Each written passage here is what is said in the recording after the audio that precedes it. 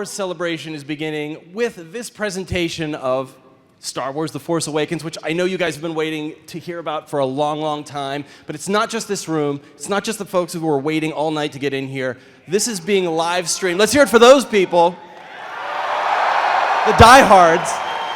But it's not just here in Anaheim. It is around the world. This is an unprecedented live streaming event. It is in 23 countries. We have people in theaters around the world. It's live streaming in China, which is also extremely rare. And this is the 10th celebration. But let's bring out two people who are opening that window again for us. Please welcome the director of The Force Awakens, also the co-writer and the producer, J.J. Abrams. The producer.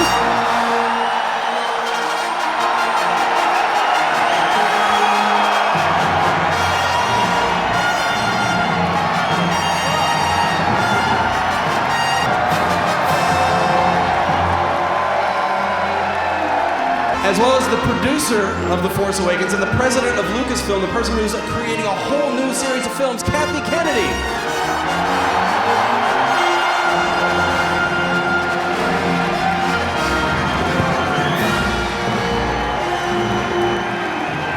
How many out there waited all night long?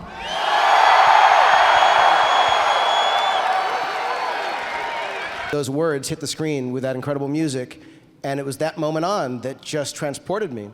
It was the first time a movie made me laugh that way and made me believe in another world that way. And it was really George Lucas's brilliance, not only creating these incredible characters and this amazing universe, but also that it had such heart. And the biggest thing for me is it had such hope.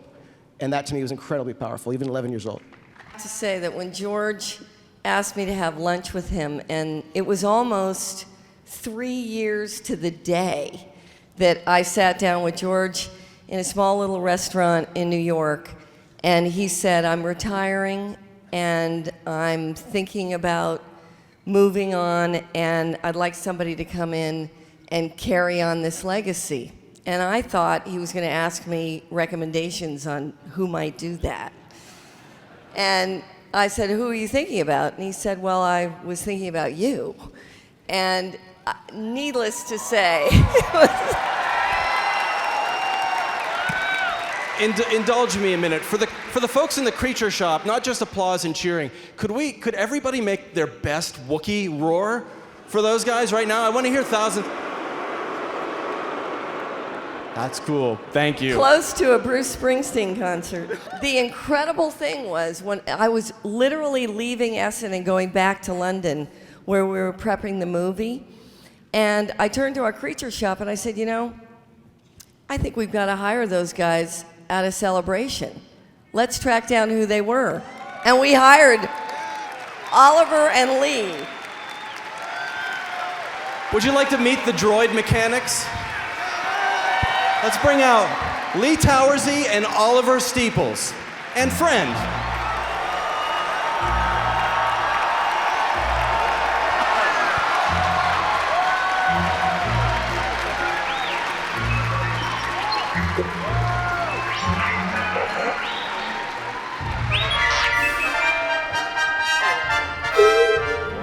So Lee and Oliver, you were once guys out there in the audience. Now you're up here on the stage. You are fans who have now contributed to the Star Wars universe. Give people a little sense of what that feels like. There's absolutely nothing that prepares it like to sit here. Several years ago, I was out there sort of watching the stage, and here I am. It's like, how do you put that into words? And it was awesome. Please welcome BB-8.